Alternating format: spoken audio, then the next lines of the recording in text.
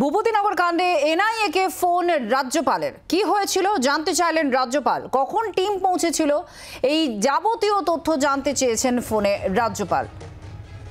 শ্রেয়সী গঙ্গোপাধ্যায় আমাদের প্রতিনিধির সঙ্গে আছেন। শ্রেয়সী, রাজ্যপাল ফোন করলেন এনআইএ কে, ঠিক কি ফোনে কথোপকথন হয়েছে, কি জানতে চেয়েছেন? আগে রাজ্যপাল খুবই আনন্দের সঙ্গে তিনি এনআইএ অথরিটির সঙ্গে তিনি কথা বলছেন এমনটাই জানা যাচ্ছে, এবং সেক্ষেত্রে এনআইএ শীর্ষ কর্তাদের সঙ্গে তিনি কথা বলেছেন।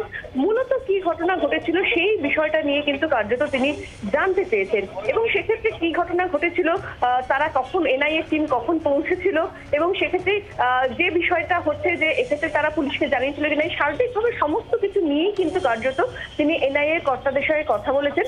এবং এর পরবর্তীকালে এক্ষেত্রে যে তথ্য পেয়েছেন তার ভিত্তিতে কিন্তু এরপরে তিনি রাজ্য সরকারের সঙ্গে তিনি কথা বলবেন এমনটাই কিন্তু জানা যাচ্ছে। ধন্যবাদ শ্রেয়সী, আমাদের প্রতিনিধির সঙ্গে ছিলেন। আপনাদের জানিয়ে রাখি যে স্বরাষ্ট্র মন্ত্রকের তরফ থেকেও থানায় ফোন করা হয়েছে। রাজ্যপাল আগেই কড়া বার্তা দিয়েছিলেন এবং এই এজেন্সির আধিকারিকদের ওপরে হামলার ঘটনা এই প্রবণতা অত্যন্ত নিন্দনীয় কথাও তিনি বলেছিলেন। কড়া পদক্ষেপ করা হবে সেই বার্তাও দিয়েছিলেন। এবার ফোন করলেন এনআইএর শীর্ষ স্থানের আধিকারিকদের। তিনি ফোন করে জানতে চেয়েছেন কি হয়েছিল এনআইএর হামলার ঘটনায়।